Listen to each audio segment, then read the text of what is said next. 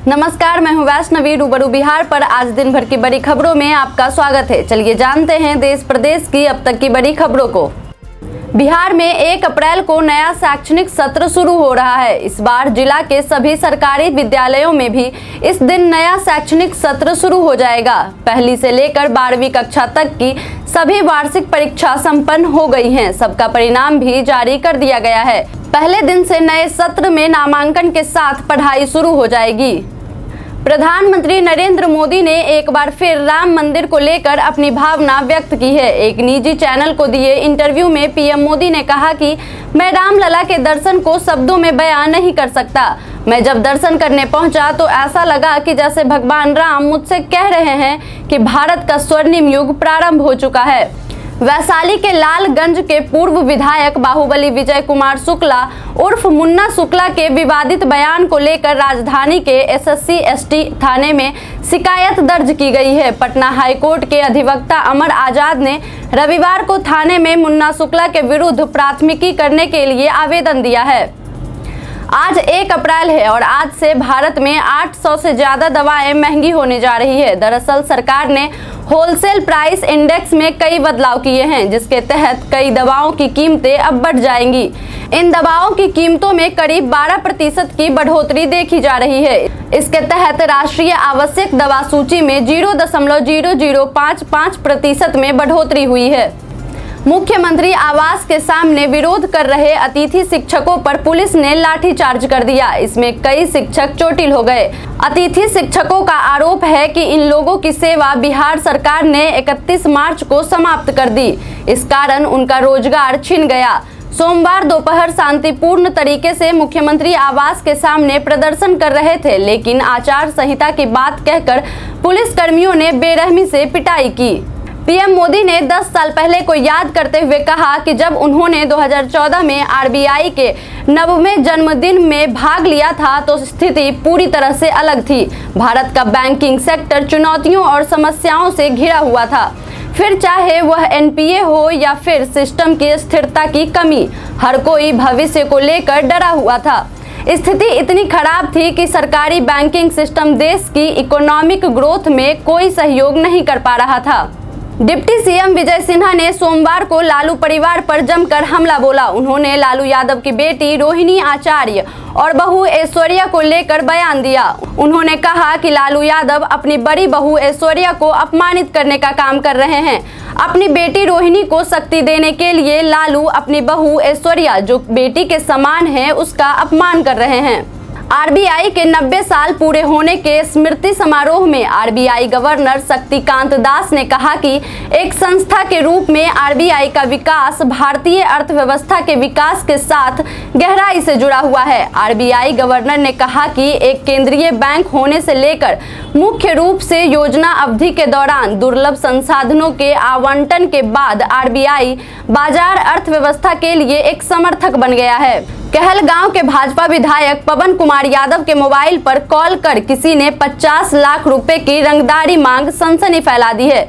विधायक के मोबाइल पर सोमवार को 10:57 बजे इंटरनेट कॉल +923486747773 से आया। उन्होंने कहा, प्रत्युष पवन कौन है? विधायक ने जैसे ही कहा कि मेरा बेटा है, उधर से तेज आवाज में कॉल करने वाले ने बोला, तुम्हें और तुम्हारे बेटे दोनों को मार डालेंगे, नहीं तो 50 लाख रुपए रंगदारी के रूप में देना होगा। भारतीय राष्ट्रीय राजमार्ग प्राधिकरण यानी NHAI ने 1 अप्रैल सोमवार से देश भर में राष्ट्रीय राजमार्गों और एक्सप्रेस वे पर टोल टैक्स में बढ़ोतरी के अपने फैसले को वापस ले लिया है। मीडिया की एक रिपोर्ट में इस बात का खुलासा हुआ है। जानकारी के मुताबिक इस रोल बैंक के संबंध में सभी प्रोजेक्ट डायरेक्टर्स को सूचित कर दिया गया है। NHAI के परियोजना निदेशक प्रशांत दुबे ने बताया कि मौजूदा टोल दरें प्रभावी रहेंगी। पार्टी का टिकट मिलने की सारी संभावना खत्म होते देख पप्पू यादव नाराज हो गए हैं। उन्होंने पूर्णिया में प्रेस वार्ता करते हुए RJD सुप्रीमो पर जमकर हमला बोला है। पप्पू यादव ने पूर्णिया से चुनाव लड़ने की घोषणा की है। उन्होंने 4 अप्रैल को नामांकन करने की घोषणा की। इससे पहले उन्होंने ये तारीख 2 अप्रैल बताई थी। पप्पू यादव ने साफ कहा कि उन्होंने अपनी भावना कांग्रेस नेतृत्व को बता दी है। सबसे प्रमुख कीमती धातुओं में गिने जाने वाले गोल्ड की कीमतों में लगातार तेजी देखी जा रही है। आज 1 अप्रैल को सोने की कीमतें अंतर्राष्ट्रीय बाजार में नए लाइफ टाइम हाई लेवल पर पहुंच गई है। वित्त वर्ष 2024-25 के पहले दिन सोमवार को अंतर्राष्ट्रीय बाजार में सोने की कीमतें $2263.53 प्रति ऑन्स के रिकॉर्ड उच्च स्तर तक गई है। नीतीश सरकार ने नए मंत्रियों के लिए बंगला आवंटित कर दिया है। साथ ही पूर्व डिप्टी सीएम व नेता प्रतिपक्ष तेजस्वी यादव और पूर्व मंत्री तेज प्रताप यादव का भी अब पता बदल गया है।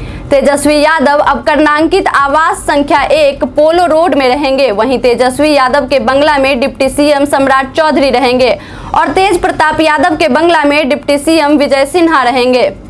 श्रीलंका को कच्चा तीवू द्वीप देने के मुद्दे को लेकर विदेश मंत्री एस जयशंकर ने सोमवार को प्रतिक्रिया दी। उन्होंने कहा कि कच्चा तीवू का मुद्दा अचानक सामने नहीं आया, यह एक जीवंत मुद्दा है। संसद में अक्सर इस पर बहस की जाती है।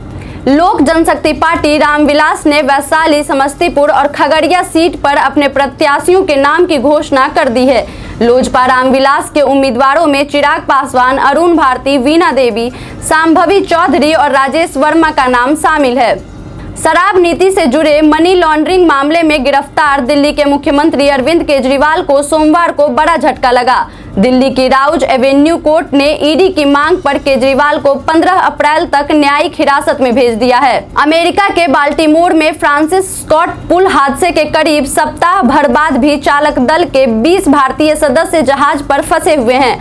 हालांकि कहा यह भी जा रहा है कि चालक दल जहाज की देखरेख भी कर रहे हैं। माइक्रोसॉफ्ट और ओपन एआई साथ मिलकर एक डेटा सेंटर प्रोजेक्ट पर काम कर रहे हैं, जिसकी लागत तकरीबन $100 बिलियन हो सकती है। जानकारी के मुताबिक इस प्रोजेक्ट में आर्टिफिशियल इंटेलिजेंस सुपर कंप्यूटर बनाना भी शामिल है। इस सुपर कंप्यूटर का नाम स्टारगेट होगा, जिसे साल 2028 तक लॉन्च किया जा सकता है।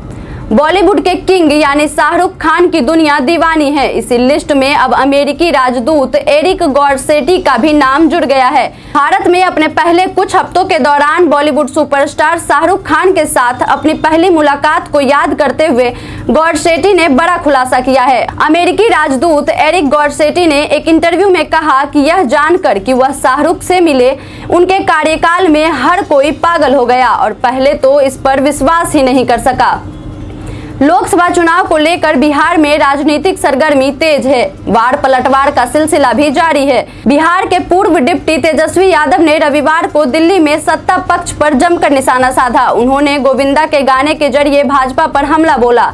अब जदयू ने उसी अंदाज में तेजस्वी यादव पर पलटवार किया है। जदयू प्रवक्ता नीरज कुमार ने अपने एक्स अकाउंट पर एक ट्वीट किया है। इसमें उन्होंने लिखा कि तुम तो बड़े घपलेबाज हो, सत्ता में आते हो तो सनम लूट मचाते हो। ओडिशा पुलिस ने पुरी के जगन्नाथ मंदिर में प्रवेश करने और मंदिर के अंदर तैनात पुलिस कर्मियों पर हमला करने के आरोप में एक ब्रिटिश नागरिक को हिरासत में लिया है। पुलिस के अनुसार विदेशी पर्यटक की पहचान दक्षिण लंदन के वंड्सवर्थ के थॉमस क्रेग सेल्डन के रूप में हुई, जिसने शनिवार को जगन्नाथ मंदिर में अनधिकृत रूप से प्रवेश किया था। वीआईपी नेता मुकेश सहनी सोमवार को अचानक दिल्ली के लिए रवाना हो गए। बताया गया है कि दिल्ली में मुकेश सहनी की आज तेजस्वी यादव के साथ मुलाकात होगी।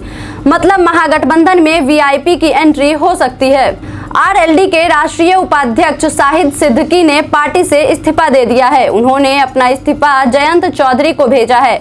उन्होंने अपने सोशल मीडिया के पोस्ट में लिखा, कल मैंने राष्ट्रीय लोक दल की सदस्यता और राष्ट्रीय उपाध्यक्ष की पोस्ट से अपना त्याग पत्र राष्ट्रीय अध्यक्ष जयंत सिन्हा को भेज दिया है। नशा तस्करी से जुड़े एक मामले में आरोपी की जमानत याचिका खारिज करते हुए पंजाब हरियाणा हाईकोर्ट ने कड़ी टिप्पणी की। इस मामले पर हाईकोर्ट ने कहा कि दोनों राज्यों में युवा नशे के सौदागरों के शिकार बन रहे हैं और अब इस कारोबार ने महामारी का रूप ले लिया है। राज्यसभा सांसद और बीजेपी के नेता लहर सिंह सिरोया ने दिल्ली में रविवार को रामलीला मैदान पर आयोजित की गई विपक्ष के इंडिया गठबंधन की रैली को लेकर नेहरू गांधी परिवार सहित विपक्ष को निशाना बनाया। उन्होंने एक्स पर एक पोस्ट में कहा कि प्रियंका गांधी और उनका परिवार अरविंद केजरीवाल की रिहाई की गुहार लगा रहा था। क्या केजरीवाल ने उनसे छुपकर माफी मांग ली है? भाजपा के वरिष्ठ नेता लाल कृष्ण आडवाणी को देश के सर्वोच्च नागरिक सम्मान भारत रत्न से नवाजा गया। इस दौरान पीएम मोदी का कुर्सी पर बैठना कांग्रेस को रास नहीं आया है। कांग्रेस ने पीएम मोदी पर तीखा हमला करते हुए कहा कि राष्ट्रपति खड़ी थी, लेकिन पीएम कुर्सी पर ही बैठे थे। ये देश की राष्ट्रपति मुर्मू का घोर अपमान है। बनारस में गंगा आरती को लेकर शाम 4 बजे से रात 8 बजे तक दशाश्वमेध घाट पर छोटी नावें न तो पार्क होंगी न उनका संचालन होगा। इस पर नाविक समाज और जल पुलिस के साथ हुई बैठक में सहमति बनी। इस समय गंगा में करीब 600 छोटी नावें हैं। अरविंद केजरीवाल की गिरफ्तारी के विरोध में दिल्ली में लोकतंत्र बचाओ रैली हुई। इंडिया गठबंधन के कई नेता इसमें शामिल हुए। साथ ही रैली में दिल्ली के मुख्यमंत्री अरविंद केजरीवाल की पत्नी सुनीता केजरीवाल भी शामिल हुई।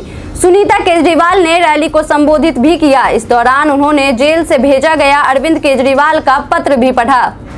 चुनावी बॉन्ड को लेकर विपक्षी दलों की ओर से उठाए जा रहे सवालों पर अब प्रधानमंत्री नरेंद्र मोदी ने पलटवार किया है। पीएम मोदी ने कहा कि जो लोग इसका विरोध कर रहे हैं उन्हें जल्द ही पछतावा होगा। 2014 से पहले किसे कितना चंदा मिलता था कोई नहीं जानता था। पश्चिम बंगाल में एकला चलो का ऐलान करने के बाद तृणमूल कांग्रेस इंडिया गठबंधन की पहले सार्वजनिक कार्यक्रम में शामिल हुई है। तृणमूल नेता डेरेक ओ ब्रायन ने इस बात पर खासा जोर दिया कि तृणमूल कांग्रेस इंडिया गठबंधन का हिस्सा है। इसके बाद राज्यसभा सांसद सागरिका घोष ने हिंदी में भी यह बात दोहराई। आज के लिए इतना ही। जिन लोगों ने हमें कमेंट किया था उनका नाम है मोहम्मद महबूब, अतीश श्रीवास्तव, सालू कुमारी, गंगा प्रसाद, एमडी वसीम। अब बढ़ते हैं आज के सवाल की ओर। आज का सवाल है, आपके यात्रा का पसंदीदा माध्यम कौन सा है? आप अपना जवाब हमें हमारे कमेंट सेक्शन में लिखकर जरूर बताएं। आज के लिए इतना ही। धन्यवाद।